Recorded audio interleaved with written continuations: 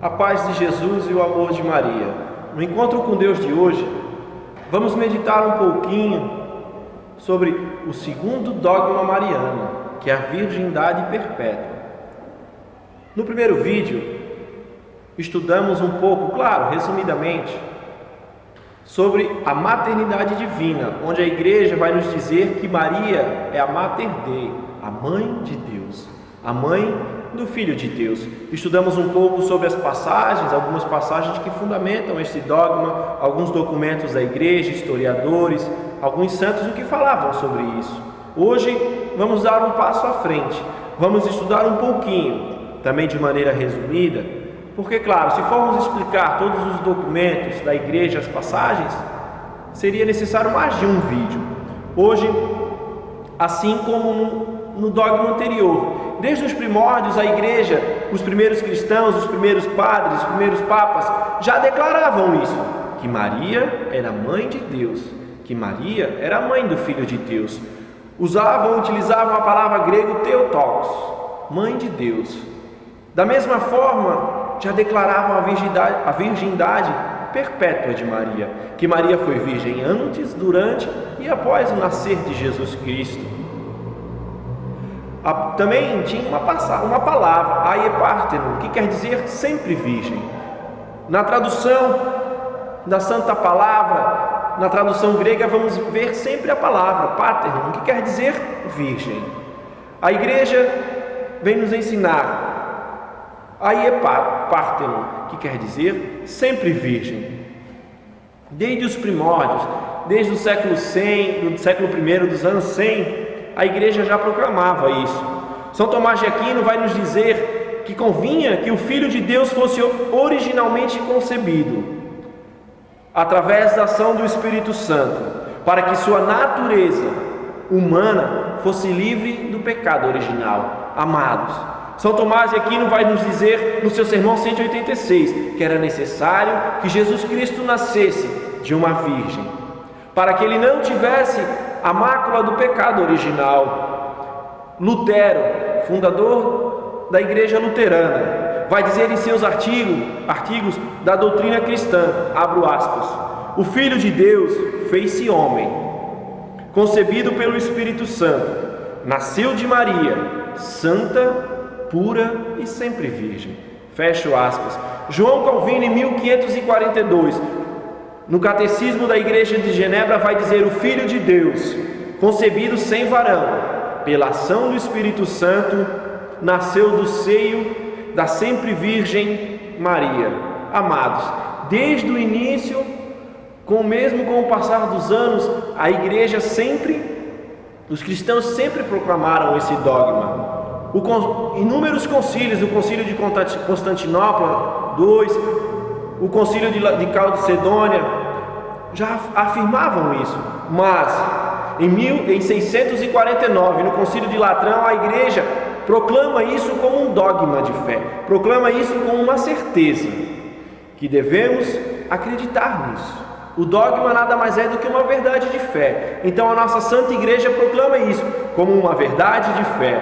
O Catecismo da Igreja Católica, no seu parágrafo 499, vai nos dizer assim: o aprofundar da fé na maternidade divina e virginal leva a igreja a confessar a virgindade real e perpétua de Nossa Senhora, antes, durante e após o parto de Jesus. O Papa Paulo IV vai nos dizer que uma das verdades de fé é a virgindade de Maria. Maria, que sem dúvida teve um papel fundamental na economia da salvação. Ao estudarmos todos os dogmas, ao estudarmos a Mariologia, vemos que Maria sempre apontava para Jesus.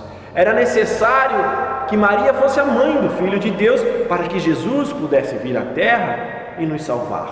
Era necessário que Jesus nascesse de uma virgem para que ele pudesse então, na sua natureza humana, não ter a mácula do pecado original. Na palavra de Deus, vamos estudar um pouquinho, algumas passagens, alguns versículos que falam e fundamentam sobre esse dogma. Irei ler para vocês Mateus, no capítulo 1, do verso 18 ao 23. Sua mãe Maria estava prometida a José, e antes do matrimônio engravidou, por obra do Espírito Santo.